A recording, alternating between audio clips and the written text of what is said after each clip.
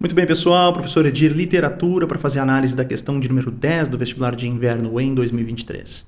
É uma questão sobre Álvares de Azevedo, ou seja, mais um autor que a gente não pode dizer assim que seja algo surpreendente de se encontrar numa prova de vestibular, né? Não tem nenhuma peculiaridade, assim, é uma prova que traz Álvares de Azevedo, né? Tendo um programa extenso aí com muitas leituras possíveis, né? Tivemos um pouco, vamos dizer assim, mais do mesmo, tá? Álvares de Azevedo. Mas enfim, as questões estão bem elaboradas. A gente vai fazer agora então o comentário aqui sobre esta questão que versa sobre um soneto, né? Pálida Luz da Lâmpada Sombria, também um poema bem conhecido do autor e bastante representativo do seu estilo, né? Ultra romântico. Bom, vamos lá. Na busca pela identidade nacional, o lírico descreve as belezas da costa do país, exalta a flora e valoriza a população nativa. Gente, é importante a gente destacar que é comum acontecer esse tipo de pegadinha tentando induzir você a enquadrar o autor e o seu estilo numa geração que não é a sua, certo? Então tenha em mente as 3 gerações do romantismo. A primeira, nacionalista, indianista, que vai buscar esses elementos da paisagem nacional, da população nativa. Isso é uma referência à primeira geração, a geração nacionalista, indianista de Gonçalves Dias, por exemplo. Não confundir com a obra de Álvares de Azevedo, que nada tem a ver com esses aspectos. Álvares de Azevedo aqui não está fazendo referências à natureza para exaltar o Brasil e tudo mais, né? Para compor algum elemento de identidade nacional. Nada disso. Pode haver algumas analogias com a natureza ao longo do poema, mas elas dizem respeito aqui à construção idealizada da figura feminina, tá certo? E não da pátria, como ficou sugerido erroneamente no item 1. Então, o item de número 1 é falso, tá?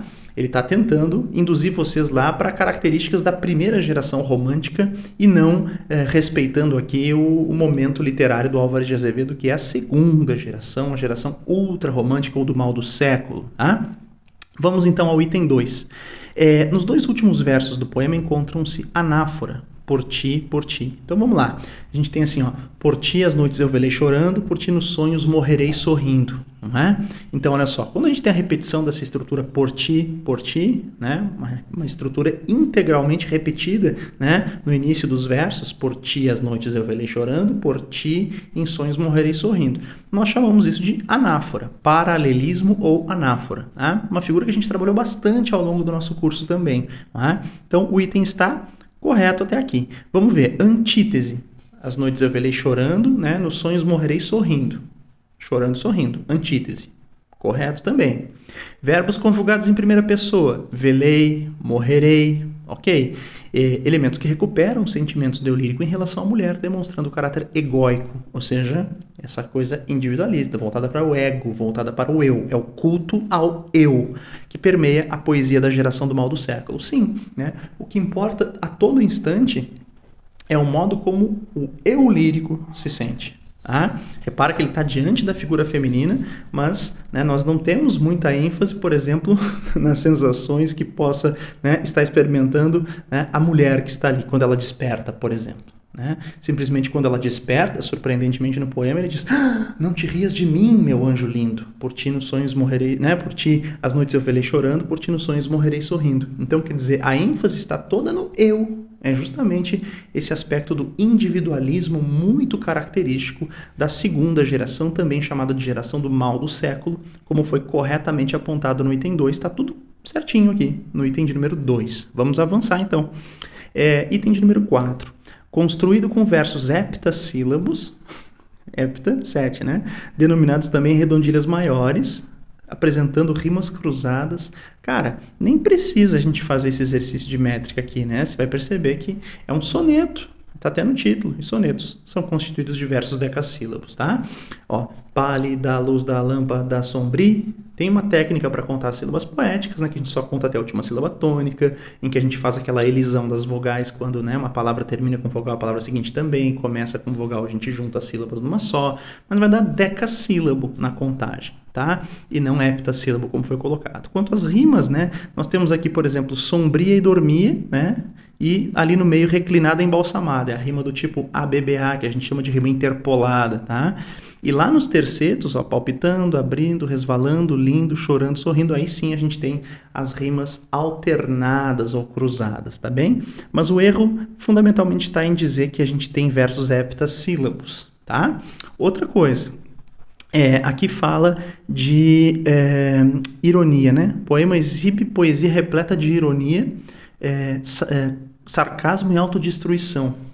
Nada disso, né? Nós temos um poema melancólico, enfim, mas a ironia e o sarcasmo podem estar presentes em outros textos do autor, né? Que são até um pouco excepcionais dentro da sua poesia no livro Lira dos 20 Anos. É o caso, por exemplo, do poema Namoro a Cavalo, que tem essa ironia, que tem esse sarcasmo, por exemplo, tá? Mas não é o caso deste poema que estamos analisando aqui. Tá? Não existe uma ironia ou uma auto-ironia neste texto em específico que nós estamos analisando, tá bom? Ali depois ainda fala de bucolismo, né, que é um termo que geralmente a gente associa ao arcadismo, mas enfim, se a gente falar, né, da exaltação da vida em meio à natureza, da contemplação da natureza, isso até pode acontecer em algumas obras românticas, mas não é o caso deste texto, que tem até uma atmosfera interior, né? Quer dizer, é como se a cena inicial do poema nós estivéssemos num ambiente escuro, um leito de flores no qual está deitada mulher, parece o quê? Isso é semelhante ao que nós consideraremos como um velório, certo? Então não tem exatamente esse ambiente bucólico como foi dito equivocadamente no item 4. Então o 4 ele está totalmente errado.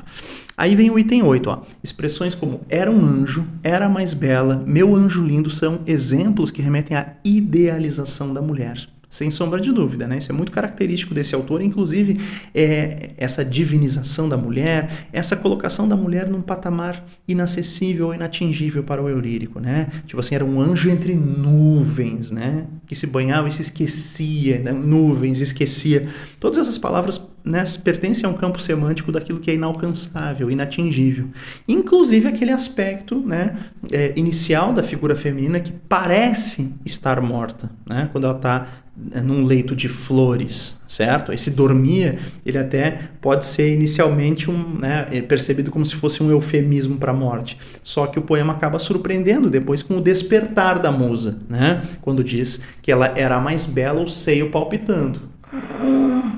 O seio palpitando. Negros os olhos, as pálpebras abrindo, formas nuas no leito resvalando. Aí ela acorda, né? Então a gente tem essa construção de uma cena em que a figura feminina, ela de fato parece inatingível, tá? E em que existe até uma sugestão, né, da musa como se ela estivesse aparentemente morta, só que essa sugestão ela acaba sendo quebrada ao final, há uma quebra dessa expectativa quando a musa desperta, ok? Seja como for, sim, a mulher é idealizada e ela é colocada num patamar de alguém inatingível. Quando ela acorda e se torna real, palpável, em que o poeta poderia, quem sabe, tentar, de fato, algum contato físico com a sua musa, aí ele diz, não te rias de mim, meu anjo lindo, por ti as noites eu velei chorando, por ti em sonhos morrerei sorrindo. Quer dizer, agora que você acordou, eu vou morrer sonhando com esse momento. Quer dizer, esse contato físico não acontece e ela continua sendo sempre sublimada, sempre, né, divinizada, certo?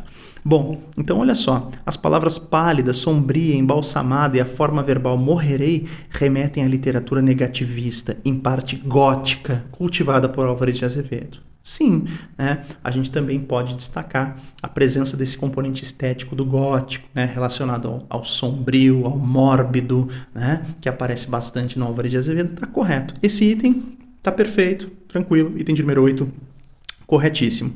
Finalizando a nossa análise, em um cenário místico e sobre um clima noturno e onírico, o eu lírico descreve no segundo e terceiro versos, da primeira estrofe, o sono fúnebre de sua amada, né? Então, olha só, pega o primeiro e o segundo verso ali, ó, pálida luz da lâmpada sombria sobre o leito de flores reclinada. E depois ainda diz como a lua por noite embalsamada, né? Entre as nuvens do amor ela dormia. Ok, é o sono fúnebre, porque parece que ela está morta. Isso tá ok, tá bem? Só que olha só a segunda parte do enunciado, onde nós vamos ter um problema. A morte da jovem é reiterada pelos versos sobre o leito de flores reclinada como a lua por noite embalsamada, né? Mas ela não está morta. Então a gente pode ter um aspecto, né, de morte, Podemos ter essa impressão e essa sugestão. Mas do modo como foi escrito aqui, esse item foi um item bem polêmico. Teve muita gente discutindo e muita gente está em dúvida a respeito dele, tá certo? Só que a gente não pode dizer, afirmar categoricamente que ela esteja morta. E aqui a segunda parte do enunciado afirma categoricamente a morte, né? A morte da jovem é reiterada, né? Se tivéssemos algo como a suposta morte da jovem, né? A aparente morte da jovem, estaria correto. Do modo como foi redigido o enunciado, a morte da jovem é reiterada, é incorreto, porque afinal de contas, ao final, ela desperta. Então nós não podemos considerar que ela estivesse morta, né? Nós temos os sinais vitais ali ao final, beleza? Era isso então, pessoal. Esse item de número 16, ele é falso. Fechou? Valeu!